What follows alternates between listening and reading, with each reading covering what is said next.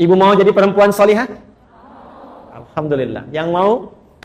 Ya, insyaallah katakan amin. Alhamdulillah. Maka teruskan kembali ke Quran surah keempat ayat 34. Kalau ingin jadi istri ibu yang salihah, cirinya 2. Awas bu ya. Ini yang pokok untuk perempuan salihah nih, istri salihah. Dan kalau ibu bisa lakukan itu, dijaga sampai meninggal, itu hisabnya Masya Allah.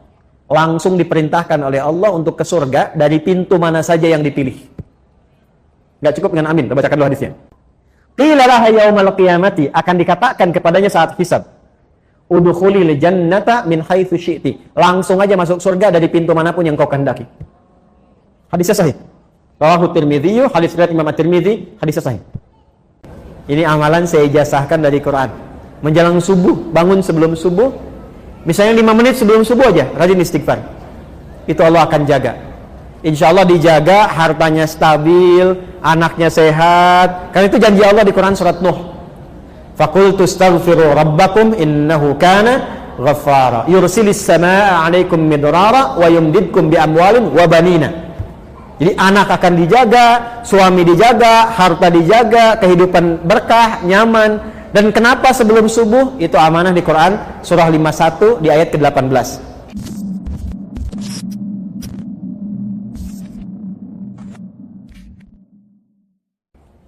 Sungguh, masa-masa menjelang akhir zaman itu akan terjadi sebagai berikut. 1. Taslimul khassah. Terjadi gerakan eksklusivisme. Apa Ustaz eksklusivisme itu?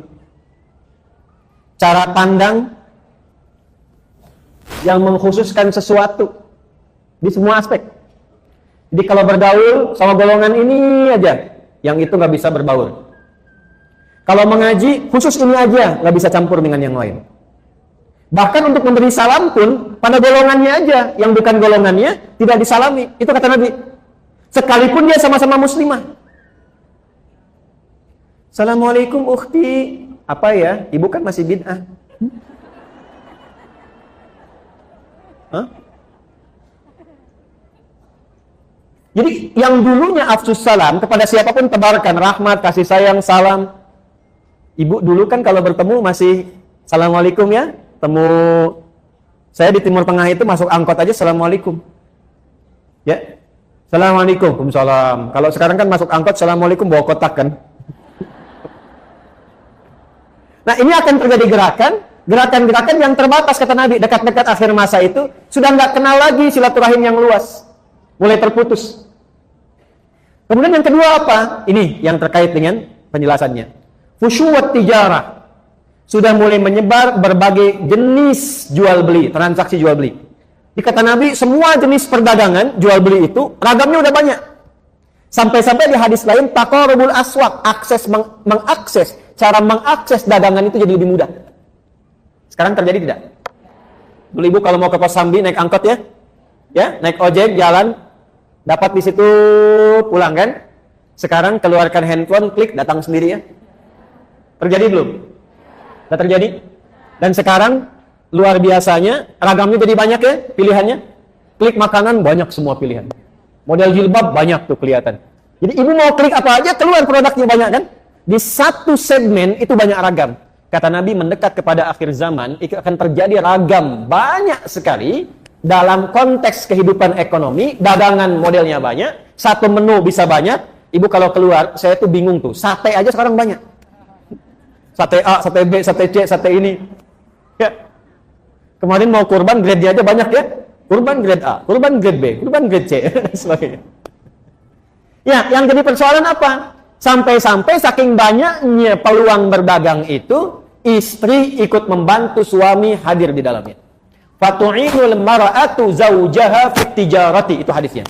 Maka suami mulai melibatkan istri dalam bisnis, dalam dagangnya. Atau kadang-kadang istri inisiatif nyusul suami pengen sama-sama dagang.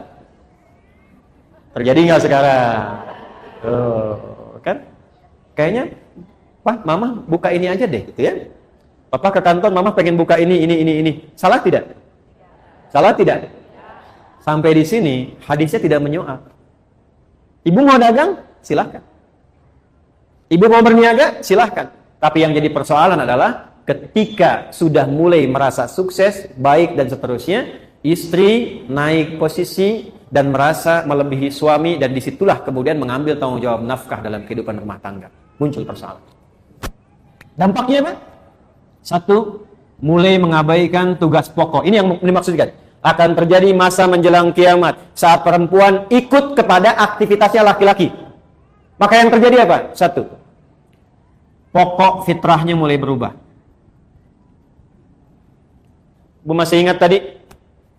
Penciptaan dengan laki-laki sama sempurna tidak? Sama. Walaupun sama-sama sempurna, ada bagian yang beda tidak? Baik, laki-laki punya rahim tidak? Nah, perempuan, walaupun sama-sama wajah, laki-laki perempuan dah kelihatan beda atau sama? Beda. Saya kalau ngelihat Kang Ugi, oh ini udah pasti laki-laki, nggak mungkin perempuan, ya kan? Jadi kalau ibu keluar, udah pasti laki-laki nih, perempuan nih, ya kan? Baik, maka nanti kata Nabi akan ada tuntutan-tuntutan dari kejadian-kejadian menjelang akhir zaman yang memaksa perempuan ingin terlibat seperti laki-laki sehingga dia merubah tampilan-tampilan diri. Minimal, ibu pakaian laki-laki dengan perempuan sama tidak? Akan muncul perempuan yang ingin bergaya seperti laki-laki. Pakaian. Laki-laki wajib menutup aurat? Laki-laki wajib menutup aurat? Perempuan wajib menutup aurat?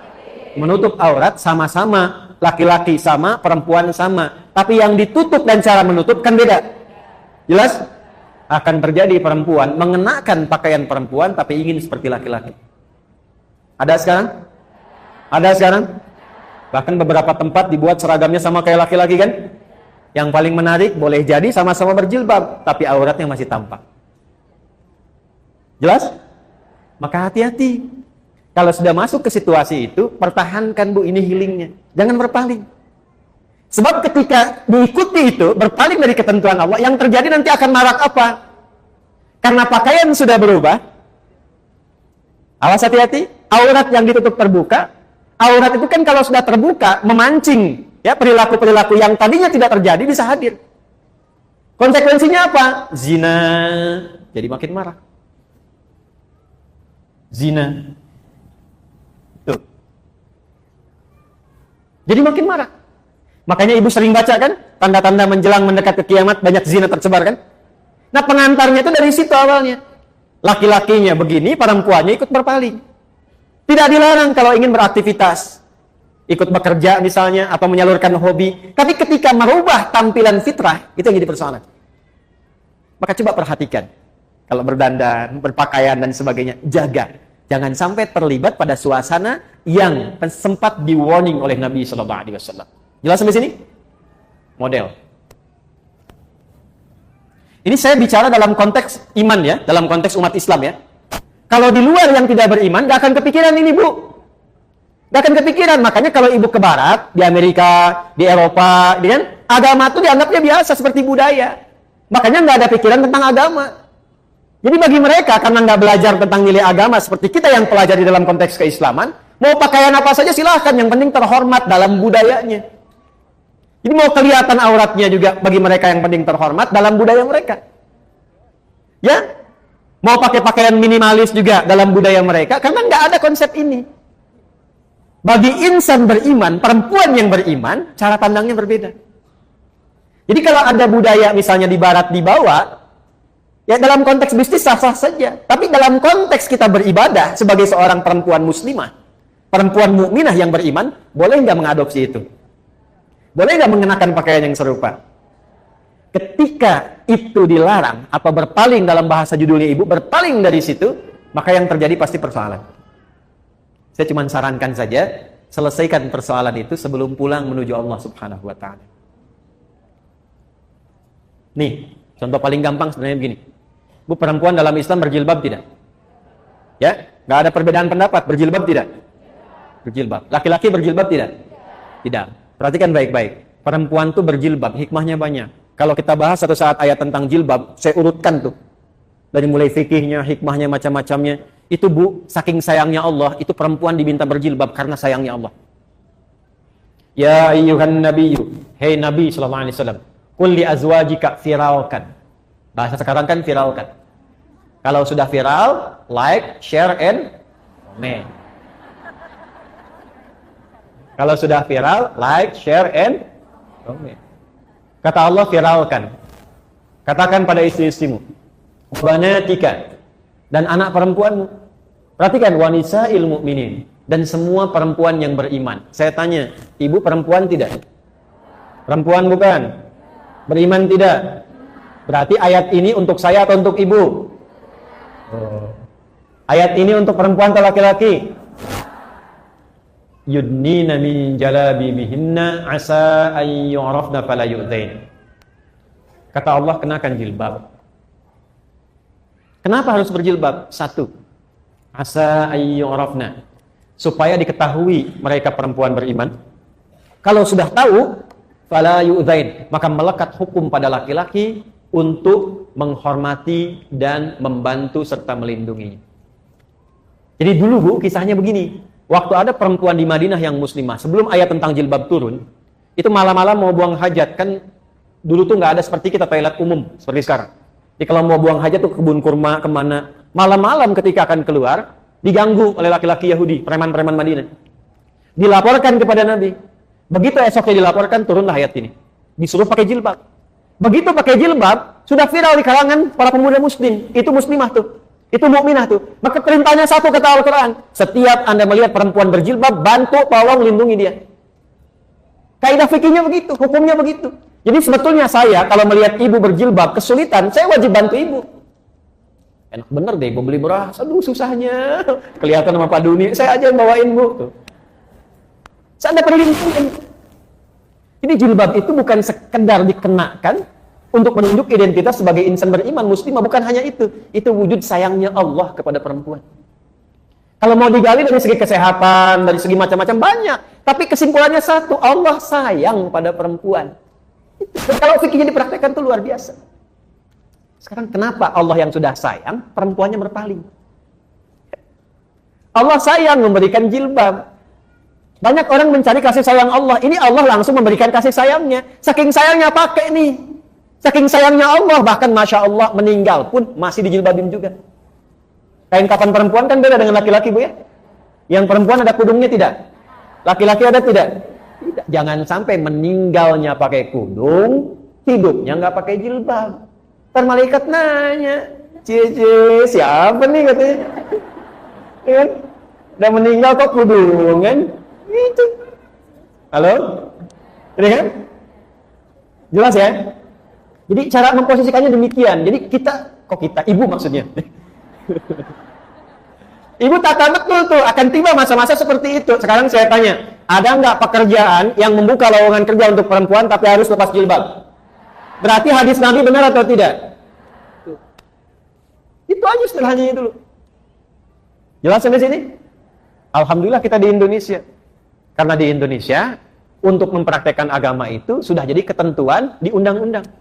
Pasal 29 ayat 2. Negara menjamin kemerdekaan tiap-tiap penduduk untuk memeluk agamanya masing-masing dan beribadah menurut agama dan kepercayaannya itu. Jilbab bagi perempuan bagian dari ibadah. Paham? Tuh, terakhir. Kita sampai jam berapa ya? 11. Oh ya. Nggak apa-apa. Saya jam 10:30 selesai. Ibu silahkan mau sampai jam 12 sampai asar. Saya mau pulang lagi, mau ada akikah. Dah, lihat sini. Terakhir. Fokus. Silahkan kata Allah. Kata Nabi. Allah dan Nabi menyampaikan. Allah memberikan instruksi, Nabi menjelaskan. Atas perintah Allah Subhanahu wa ta'ala. Ada hobi, bakat silahkan. Tapi jangan merubah fitrah. Yang kedua, keluar dari tugas pokok yang berlaku bagi perempuan di rumah. Ibu, laki-laki banyak mencari nafkah di luar. Otomatis perempuan banyak waktunya di rumah. Karena itu fitrahnya disiapkan oleh Allah untuk mensupport beberapa aktivitas yang ada di rumah. Contoh, maaf sekali, biasanya yang interaksi sama anak-anak banyaknya siapa? Yang menyusui ibu atau ayahnya? Ibunya. Yang menggendongnya umumnya siapa? Masya Allah. Karena itu anak kepada ibu itu luar biasa. Bu, itu mahal. Karena itu orang Arab menyebutkan madrasah pertama untuk anak itu ibunya. ibunya. Nah sekarang ibunya keluar. Anak dititipkan pada orang lain. Kasih sayang ibu nggak ngalir ke anak. Gendong yang gendong orang lain. Anak nggak merasakan kehangatan ibunya. Karakternya nggak nyampe. Ibu cuma bisa marah-marah ketika anaknya nggak nurut sama ibu. Ibu tanyakan istighfar, tuh anak tuh begitu. Kenapa? Apa dosa ibu kepada anak tuh? Ketika Anda minta, nah begini, anaknya rewel, anaknya berangkat. Ibu cuma bisa marah. Tapi tidak melihat ke belakang tuh terjadi apa. Kok anak orang lain nggak begitu? Anak orang lain taat-taat saja. Anak orang lain baik-baik saja. Riset menunjukkan kebanyakan anak yang tawuran, yang narkoba, yang ribut, itu ketika di riset, mereka ternyata mencari perhatian yang tidak didapatkan di rumah. Itu. Ibu ke masjid boleh tidak? Boleh. Dengan syarat. Tempatnya ada khusus, aman dari fitnah, dan tidak melalaikan kewajiban di rumah tangga. Ada anak minta ASI pada ibu. Ibu nggak boleh. Sebentar ya, mama subuh 2 rakaat, bentar balik lagi. Nggak bisa. Dosa malah. Ibu sholat di rumah, dan ketika sholat di rumah, demi memenuhi kebutuhan yang di rumah juga, itu sama nilainya dengan suami yang ke masjid. Nilainya sama. Yang mau saya katakan, urusan akhirat saja tidak mengabaikan konteks kehidupan rumah tangga. Apalagi cuma urusan dunia.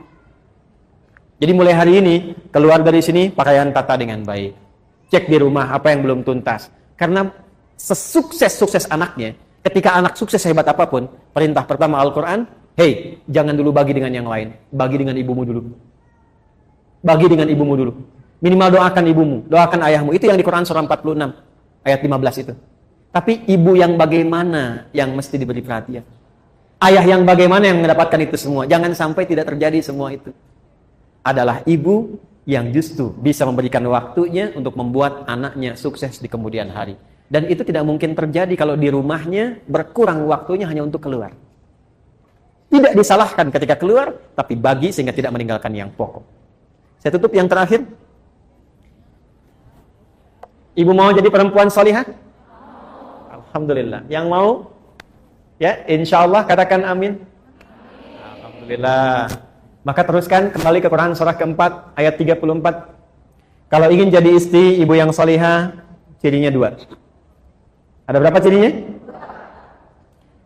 Fas-salihatu. Tadi kan ar-rijalu kan? Sekarang fas-salihatu. Maka istri-istri yang salihah itu ciri pokoknya 2. Qanitatun. Ciri pertama qanitat, jamak dari kata qanita. Bahkan saking inginnya ada ibu yang memberi anaknya namanya qanita. Ada qanita. Oke. Apa artinya qanita? Ya, itu terjemahan kan ya. Baik. Qanita itu sifatnya kunut, berarti doa kunut itu doa taat dia. Baik. Qanitat artinya kepatuhan yang total. Kepatuhan yang total kepada Allah, itu dasarnya. Kepatuhan yang total kepada Allah.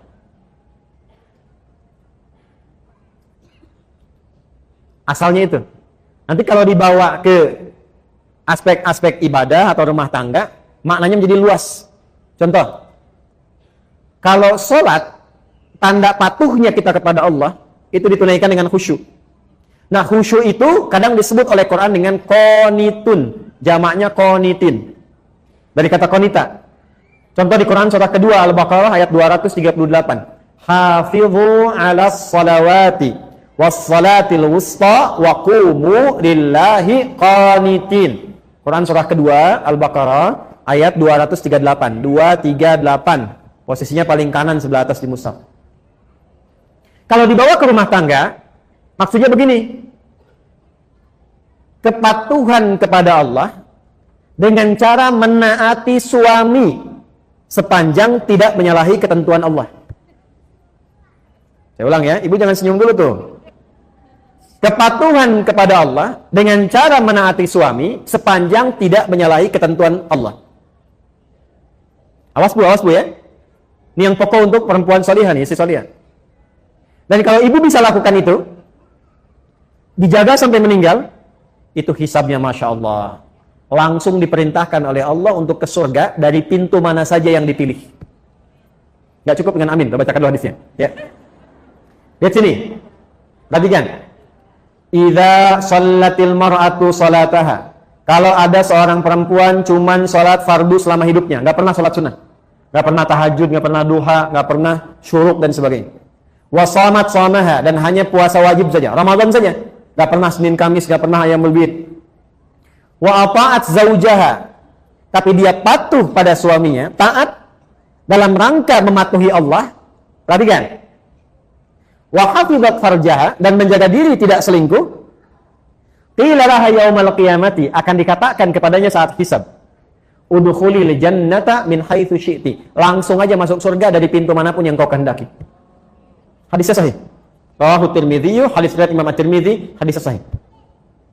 Jadi kalau suami meminta ibu pada kebaikan, ibu taati, bukan lihat suaminya karena menaati Allah, itu nilainya tinggi di hadapan Allah. Contoh gini, mah pergi pengajian ya, Ustaz Fulan misalnya, bagus tuh, insya Allah, ya siap, berangkat. Itu kalimat itu nilainya tinggi di hadapan Allah. Mah berjilbab ya, insya Allah, siap. Mah anak-anak masuk sekolah tahfidz aja deh, insya Allah. Itu ketika direspon, tinggi nilainya. Jelas? Tapi saat memerintahkan kepada yang tidak baik, ibu boleh menolak. Saya ulang ya, boleh menolak, cuma kalimatnya belum selesai. Menolak dengan cara yang baik. Ingat yang pemimpin itu siapa? Suami. Contoh, mah lepas dulu jilbabnya ya, papa ada family gathering, yang lain nggak pakai jilbab, papa nggak enak. Sebentar aja, cuma 30 menit, dari itu pakai lagi. Ibu kalau jawabnya, apa? Tahu nggak pak? Ini, itu rame. Tapi kalau ibu cara masuknya, pak, dulu mama sebelum meninggal, dari kecil sudah melatih aku untuk pakai jilbab. Nah, aku niatkan pakai jilbab ini di antara amalan yang jariahnya insya Allah sampai ke mama, ke papa. Kalau dilepas 30 menit dan di saat itu kemudian aku wafat, meninggal dalam keadaan tidak berjilbab, kira-kira bagaimana di hadapan Allah? Ya sudah deh, nggak apa-apa, pakai aja, mungkin jadi dakwah. Ya, itu cara masuk yang enak, itu halus. Ya, boleh menolak, tapi cari jalan yang terbaik, yang halus. Terus ya? Mas ini, mau tahajud dulu pak, udah temenin papa nonton dulu nih, ini babak kedua nih, rame nih. Boleh misalnya kan? Baik, gini aja deh pak, dalam tahajud setelah sholat, mama doakan klubnya papa bisa menang. Ya udah tahajud kan? Tahajud kan? Tiba-tiba kalah kan, mama sih tahajud, iya papa sih diminta menang malah menangis deh. Kayaknya, udah, jelas ya? Oke, jadi satu, taat pada suami sepanjang meminta kepada yang baik-baik. Tapi kalau sepanjang tidak baik, boleh menolak dengan cara yang apa? Yang kedua yang agak tidak mudah nih. Sekarang bisa terjadi. Hafizatun lil ghaibi bima hafizallah. Istri yang salihah, dia mampu menutup, menjaga aib rumah tangga, khususnya suaminya, terutama ketika tidak sedang bersamanya. Karena Allah sudah tutupi. Bima hafizallah. Mampu menjaga aib rumah tangga, khususnya suaminya, terutama ketika tidak sedang bersamanya, karena Allah sudah tutupi. Ibu fokus dengan saya sebentar. Tahan penanya. Perhatikan baik-baik ini. Jika terjadi persoalan di rumah tangga antara suami istri, itu Allah tutupi, Bu. Nggak akan tersebar sepanjang ibu tidak membukanya, dan sepanjang suami tidak membukanya. Itu akan ditutup sampai kiamat. Sampai masalah itu selesai, atau sekalipun ada yang terjadi perpisahan, tetap akan ditutup sampai kiamat terjadi, sampai pulang kepada Allah. Hisabnya hanya dia dengan Allah. Sepanjang tidak dibuka. Tapi kalau itu dibuka, jadi persoalan itu. Nah sekarang pertanyaannya, kan laki-laki juga sama kan? Suami juga harus menjaga kehormatan rumah tangga kan? Kenapa sangat ditekankan kepada istri, bukan suami? Itu suratnya surat apa tadi? Surat keempat surat apa? An-Nisa. Apa artinya An-Nisa? Kan sudah salah. Sudah banyak orang keliru. An-Nisa itu bukan perempuan. Bukan wanita, ibu jangan maksa. An-Nisa bukan perempuan. An-nisa itu bukan wanita. An-nisa itu perempuan-perempuan. Beda kan ya?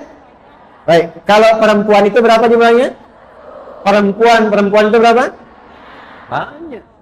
Perempuan tuh kalau sendirian namanya mar'ah. Nih tulisannya, Bu. Saya masih ada waktu? Ibu kan enak tinggal masih aja kan saya yang nerangin. Saya tuh kesini, Bu, ya, datang sendiri, nerangin sendiri, nulis sendiri, ngapus sendiri, Bu. Alhamdulillah. Ibu tinggal lihat, tulis, catat, pulang masuk surga. Enak banget. Tinggal amin aja, ya. Oh. Mar'ah, tulisannya mim, ra, hamzah, ta, marbutah. Ini bisa dibaca mar'ah, bisa dibaca mir'ah. Kalau mir'ah itu cermin. Ya, makanya perempuan sering dekat dengan cermin. Ya, orang Arab bilang al-mar'atu kal mir'ah. Perempuan itu seperti cermin. Makanya kan ibu senang kan cermin, di rumah dan lihat cermin, dari mobil lihat spion lagi, masuk masjid lihat kaca nako masjid, ngaca lagi, nggak apa-apa. Dicek di tasnya pun ada cerminnya juga, gitu.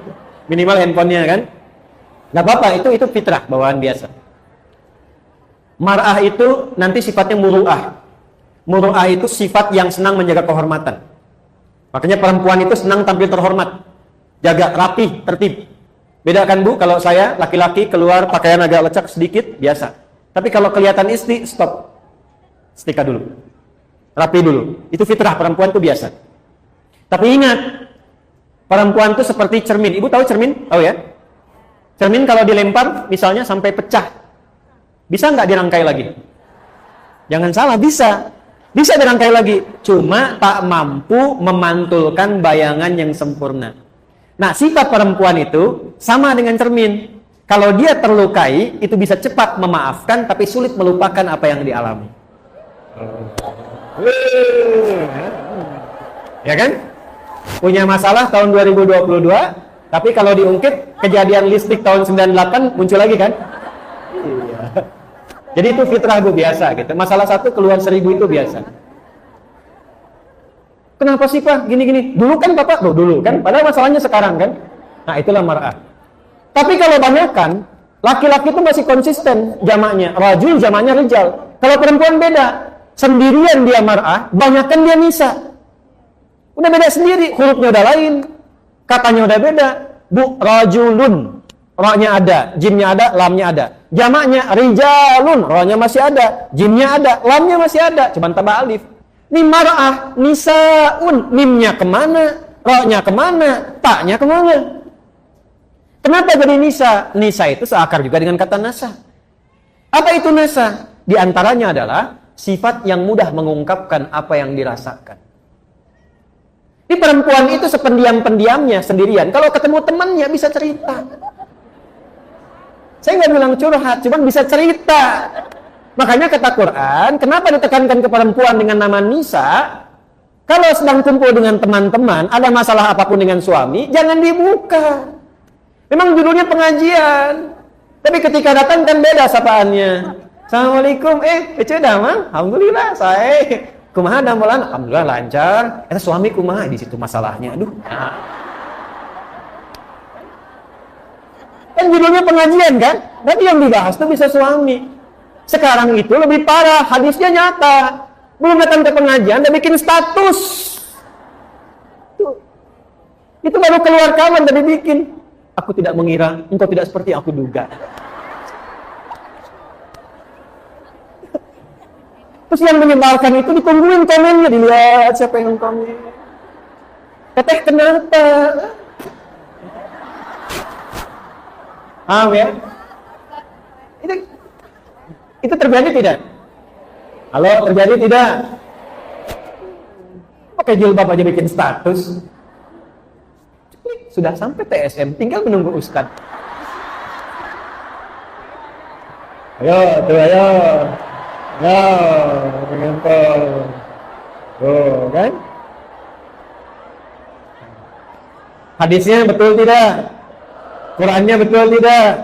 Berarti ibu semua butuh healing. Kan? Jelas ya? Tuh. Itu tuh sederhana, Bu, tapi dalam sekali. Dan itu nanti di Ali Imran tuh lebih dalam lagi. Akan membuat kalau itu dipertahankan, boleh kok, Bu. Pasang status itu boleh. Ibu kalau di situ setiap hari cantumkan satu hadis tentang perempuan, ayat tentang perempuan, dibaca oleh teman ibu jadi pahala. Ya. Tapi kalau TSM mendung langsung bikin status, apa gitu? Itu kata Quran tipikal orang sakit. Wa idza ja'ahum amrun minal amni awil khaufi adza'u bih. Dan tipikal orang yang kurang sehat itu, yang butuh healing itu, apapun situasi yang dialami, dia langsung broadcast. Bahasa Quran. Jajan bakso enak, broadcast. Ya, kurang bayar, broadcast. Ini awis bakso di dia, ayeuna ceklik di Instagram. Oh, muncul. Gitu kan? Tuh, butuh healing semua tuh. Paham ya sampai sini ya? Apa obatnya? Sudah, lihat sini. Yang menciptakan kita siapa? Yang tahu tentang kita siapa? Maka healing terbaik kembalilah kepada Allah. Tubu ilallahi taubatan nasuha. Tubuh itu kembali, taubaturnya kembali, balik ke Allah. Biasanya healing itu kaitannya lebih banyak dengan penyakit hati. Lebih banyak. Hati itu marad penyakitnya. Fi qulubihim, obatnya disebut dengan syifa. Saya ulangi, obatnya disebut dengan apa? Maka kalau ingin mendapatkan healing, kembali kepada Allah mencari syifa, maka cari ayat-ayat dalam Al-Quran yang terkait dengan syifa. Contoh, buka Quran surat 17, ini penutup di akhir. Ayat ke-82, Quran surah 17 ayat 82. Wa nunazzilu minal Qur'ani ma huwa shifaa'un wa rahmatun lil mu'minin. Wa nunazzilu minal Qur'ani ma huwa shifaa'un wa rahmatun lil mu'minin wa la yazidudz zalimina illa khasara. Dan kata Allah, demi keagunganku, aku turunkan ayat-ayat Quran itu menjadi syifa. Maaf Bu, Ibu, Bu, Quran itu syifa. Qurannya sendiri syifa. Jadi kalau sedang gelisah, ada persoalan, curhatnya ke Allah Bu. Nabi Yakub tahu? Pernah dengar Nabi Yakub? Ayahnya siapa? Nabi Yakub ayahnya siapa? Nabi Yusuf. Punya masalah dengan anak-anaknya. Anak-anaknya yang punya masalah. Curhat. Beliau curhat. Curhatnya pada siapa? Innama ashku bathi wa huzni ilallah. Sama Allah. Ibu bangun tahajud, minta sama Allah. Minta anaknya disentuh, berikan kebaikan, kemuliaan. Itu akan cepat. Dan kalau curhat ke Allah pun jangan dibikin status di media sosial. Tolong aminkan ya. Yang suka like ya. Salat 2013 sekitar 2012-2013, saya awal-awal pulang dari Tripoli. Ini kisah nyata. Seorang ibu datang dari kejauhan, wajahnya sendu, air matanya hampir tak terbendung. Beliau datang, Ustaz, anak, bahasa kita yang paling gampangnya, anak saya yang saya kandung, saya lahirkan, sulit sholatnya. Bagaimana amalannya? Dah Bu, udah lama tidak? Cukup lama. Ibu udah ingatkan berkali-kali. Ibu pulang sekarang.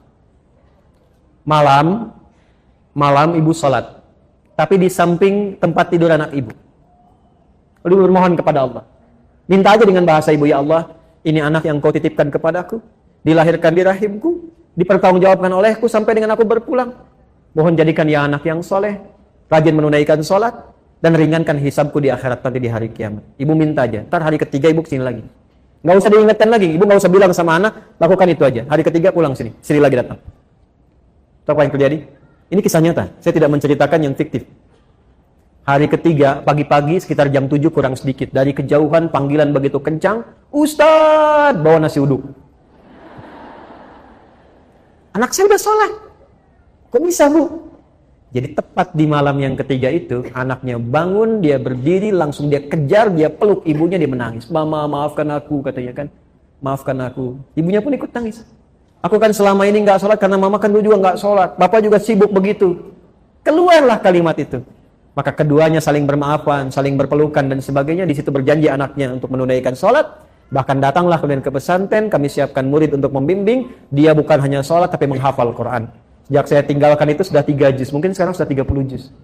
Dari anak yang tidak sholat menjadi penghafal Quran. Itu.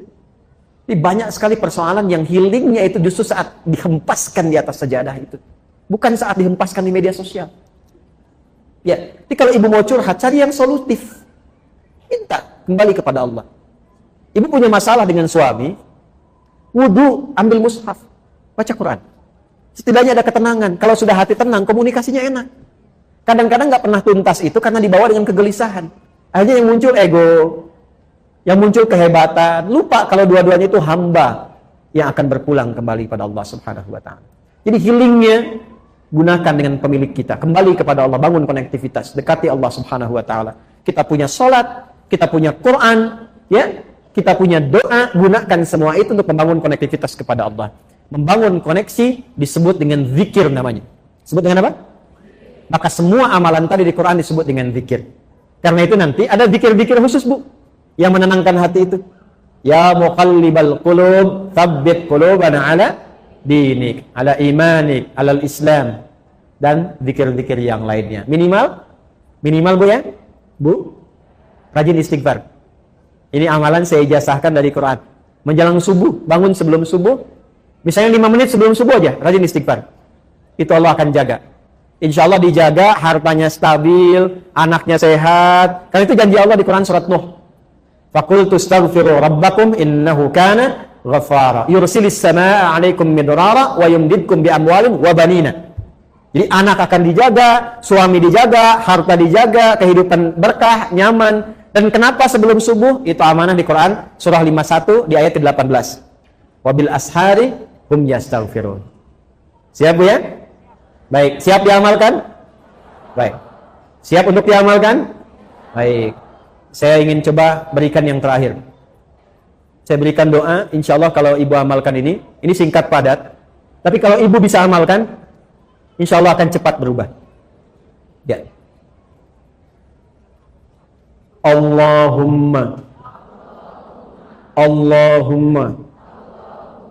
paksain. Ayo catat, ayo rekam, ayo. Ayo catat, ayo rekam, enggak apa-apa, ayo rekam. Ayo silakan. Allahumma paksain. Ya, mulai sekarang paksa diri sendiri ya. Paksa untuk tahajud, paksa untuk baca Quran. Anak paksa dulu untuk berjilbab dengan cara yang baik. Jelas?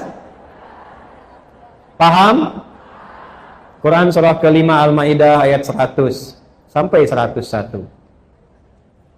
Ya ayyuhalladzina amanu la tas'alu an asya'a in tubdalakum tasukum. Hei orang-orang yang beriman semuanya tanpa kecuali. Ibu beriman tidak? Berarti ayat ini untuk ibu ya. Hei orang-orang yang beriman, jika, perhatikan baik-baik, Quran surah 5 Al-Maidah ayat 100 sampai 101. Fokus di 101-nya nanti. Fokus, ya ayyuhalladzina amanu, fokus 101-nya.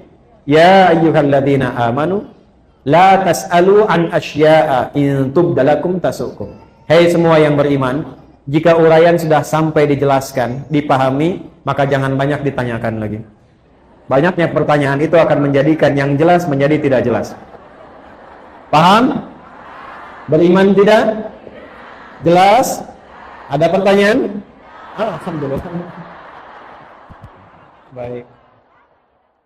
Assalamualaikum warahmatullahi wabarakatuh.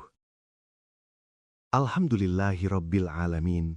Segala puji hanya milik Allah Subhanahu wa Ta'ala, Tuhan semesta alam, yang dengan rahmat dan kasih sayangnya kita kembali diberi kesempatan untuk belajar, merenung, dan memperbaiki diri melalui ilmu yang penuh makna. Sahabat yang dirahmati Allah, dari kajian yang baru saja kita dengarkan bersama, kita diingatkan kembali tentang satu kebenaran besar yang sering terlupakan, bahwa Islam tidak pernah merendahkan perempuan. Justru, Islamlah yang pertama kali mengangkat derajat perempuan, memuliakannya dan menempatkannya pada posisi yang sangat agung di sisi Allah Subhanahu wa Ta'ala. Perempuan dan laki-laki diciptakan sama-sama sebagai insan, sama-sama sempurna dalam penciptaan, sama-sama memiliki peluang yang adil dalam ibadah, ampunan, doa, dan surga. Namun, Allah memberikan peran yang berbeda, bukan untuk merendahkan, melainkan agar kehidupan berjalan seimbang dan saling melengkapi. Islam memuliakan perempuan sebagai anak, hingga bakti kepada ibu didahulukan. Islam mengangkat perempuan sebagai istri dengan kehormatan, perlindungan, dan penghargaan yang jelas. Dan Islam mengagungkan perempuan sebagai ibu karena pengorbanannya yang luar biasa, mengandung dengan susah payah, melahirkan dengan penuh perjuangan, dan menyusui dengan kasih sayang yang tidak pernah terputus. Bahkan, kita diingatkan bahwa bakti kepada ibu bisa lebih utama daripada perjuangan fisik, karena dari rahim seorang ibu lahir generasi, lahir peradaban, dan lahir masa depan umat. Kajian ini juga mengajarkan kepada kita bahwa kebahagiaan, ketenangan, dan kemuliaan hidup tidak akan pernah kita temukan dengan berpaling dari fitrah dan ketentuan Allah. Ketika seorang hamba keluar dari peran yang telah Allah tetapkan, disitulah sering muncul kegelisahan, konflik, luka batin, dan pencarian yang tidak berujung. Dan ketika hati terasa lelah, ketika jiwa terasa kosong, Islam tidak mengajarkan kita untuk meluapkannya kemana-mana, apalagi ke hadapan manusia.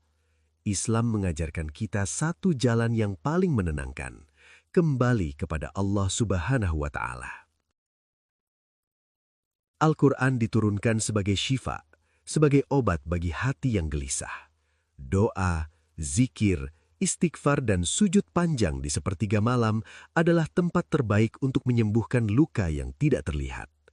Karena tidak semua masalah butuh diumumkan, dan tidak semua kesedihan perlu dipertontonkan. Betapa banyak persoalan hidup yang akhirnya selesai bukan karena perdebatan, bukan karena amarah, tetapi karena doa yang tulus, air mata di atas sajadah, dan kepasrahan yang jujur kepada Allah Subhanahu wa Ta'ala. Inilah pesan besar yang patut kita bawa pulang hari ini. Jika Allah sudah begitu menyayangi kita, maka janganlah kita berpaling dari kasih sayangnya. Karena setiap perintah Allah, setiap larangan Allah, dan setiap ketentuan Allah sejatinya adalah bentuk cintanya kepada hambanya. Semoga ilmu yang kita dengarkan hari ini tidak berhenti sebagai pengetahuan, tetapi menjadi pengingat, menjadi cahaya, dan menjadi langkah nyata untuk memperbaiki diri, memperbaiki keluarga, dan memperbaiki hubungan kita dengan Allah Subhanahu wa Ta'ala. Dan sebelum kita akhiri video ini, mari kita luangkan waktu sejenak untuk mendoakan Ustadz Adi Hidayat di kolom komentar. Semoga Allah Subhanahu wa Ta'ala senantiasa menjaga beliau, melimpahkan kesehatan, kekuatan, keistiqomahan, serta menjadikan setiap ilmu dan dakwah yang beliau sampaikan sebagai amal jariah yang terus mengalir hingga hari kiamat. Jika video ini terasa bermanfaat, jangan lupa untuk menekan tombol like, bagikan kepada keluarga, sahabat, dan orang-orang yang kita sayangi, agar kebaikan ini bisa tersebar lebih luas. Dan subscribe channel ini supaya kita bisa terus belajar, bertumbuh, dan mengambil hikmah dari kajian-kajian Islami berikutnya. Akhir kata, semoga Allah Subhanahu wa Ta'ala menerima setiap niat baik kita, mengampuni dosa-dosa kita, menenangkan hati-hati kita, dan mempertemukan kita kembali dalam majelis ilmu yang penuh keberkahan. Wassalamualaikum warahmatullahi wabarakatuh.